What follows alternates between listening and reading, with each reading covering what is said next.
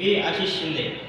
आपण मागच्या काही लेक्चर्समध्ये ग्रेड्स आणि ग्रेडिंग ह्या चॅप्टर संदर्भात आपण काही प्रश्नांचा अभ्यास केला की जे आपल्याला बोर्डाच्या परीक्षेला महत्त्वाचे आहे।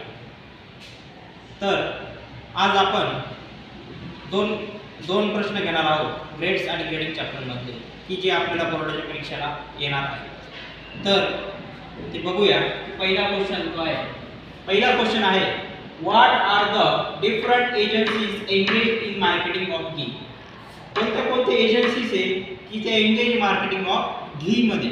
तर त्यामध्ये पहिला जो पॉइंट आहे प्रोड्यूसर, दुसरा आहे विलेज मर्चंट, तिसरा आहे मार्केट ट्रेडर, फोर्थ आहे कमिशन एजंट, फिफ्थ आहे होलसेलर, सिक्स्थ आहे रिटेलर, सेवंथ आहे कोऑपरेटिव्ह ऑर्गनायझेशन।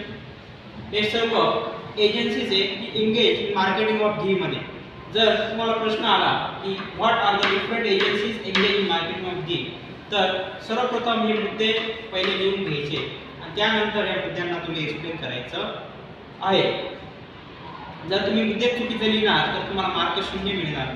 जर मुद्दे तुम्ही व्यवस्थित लिहिले तर मार्क तुम्हाला चांगले मिळतील। त्यानंतर नेक्स्ट जो क्वेश्चन आहे डिस्क्राइब डिफरंट मेथड्स।